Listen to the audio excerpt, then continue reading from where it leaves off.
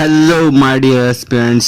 तो चलिए देखते हैं कि कौन सा ऐसा मंत्र है जो कॉम्पिटिशन्स के इंग्लिश पार्ट के लिए हमारे मन में जो डर और कंफ्यूजन है उसको खत्म कर सकता है और कंपटीशन क्लियर करने के लिए इंग्लिश कैसे पढ़ें ये हमें समझा सकता है। हमारा मंत्र है English is not a subject, it is a way of communication, it is a language.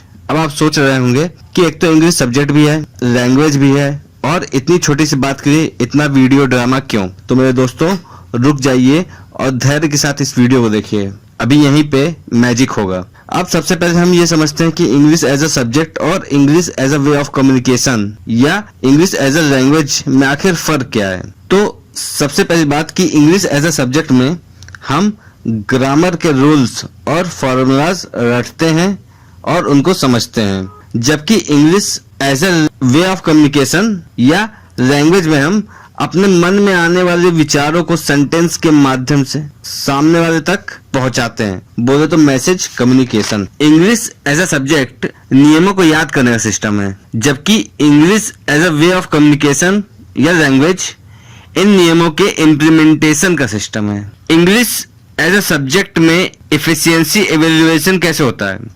मान लीजिए कि आपको 5 मार्क्स का एक क्वेश्चन दिया गया है जिसका जवाब 10 सेंटेंसेस से मिलकर बना हुआ है और आपने 10 में से 9 सेंटेंसेस सही लिखे, बस एक गलत हो गया, फिर भी आपको 4 से 4.5 मार्क्स मिल जाएंगे। ये होता है सब्जेक्ट में एफिशिएंसी एवेल्युएशन। और इंग्लिश सब्जेक्ट में लोगों के 33 से 100% तक मार्क्स आते हैं, जो बस ये बताता है कि आपको नियम, फार्मूला, डेफिनेशंस ये कितने अच्छे से याद है। जबकि अगर हम English as a way of communication या लैंग्वेज में एफिशिएंसी इवैल्यूएशन की बात करें तो ये बाइनरी होता है। मतलब अगर आपने अपने मन के विचारों को सही सामने वाले तक पहुंचा दिया सेंटेंस के माध्यम से तो 1 नंबर, वरना सीधे 0 नंबर। और यहाँ पे 10 में से 9 सेंटेंस सही भी हो जाए और एक सेंटेंस गलत हो जाए तो पूरा का पूरा मैसेज ही गलत हो जाता है। यहाँ पर सेक्शंस के मार्क नहीं होते हैं, यहाँ पे एक पूरा मैसेज जो आपके मन में आया है वो सीधा सामने वाले तक पहुंचना चाहिए, तभी आपका स्किल सही है या कम्युनिकेशन सही है, मैसेज सही है, वरना गलत है। यहाँ पर 35% मार्क्स पाने वाला भी 100% एफिशिएंट हो सकता है और जिसके इंग्लिश सब्जेक्ट में 90% मार्क्स हैं वो भी 0% एफिशिएंट हो सकता है, क्योंकि ये आपकी नॉलेज के इम्प्लीमेंटेशन की बात करता है। अब तक हमने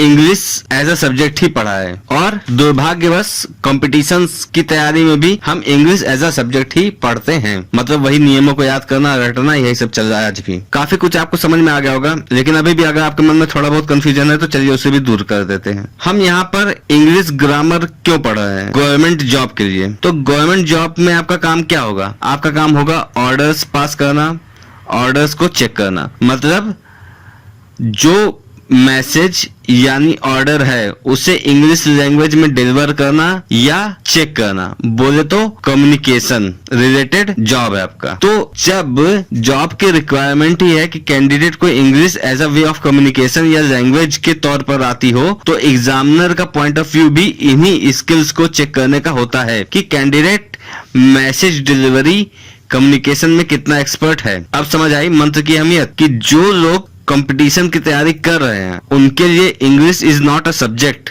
it is a way of communication, it is a language.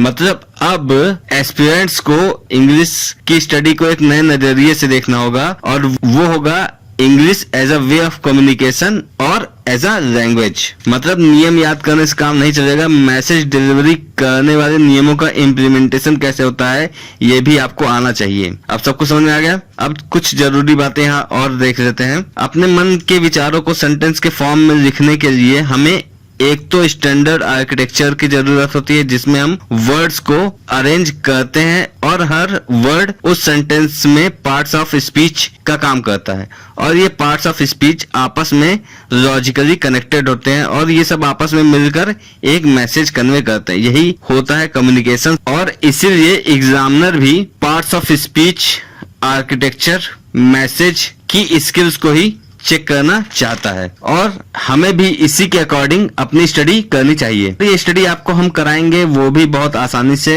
बस इसके लिए आपको चैनल को सब्सक्राइब करना है ताकि आने वाले वीडियो लेक्चर्स आपसे मिस ना हो और वीडियो को लाइक करना ना भूलें। जाते जाते एक बार फिर से दोहराते हैं, English is not a subject, it is a way of communication, it is a language. और जिनको कॉम्पिटिशन क्लियर करना है उनको ये बात कभी नहीं भूलनी चाहिए। धन्यवाद।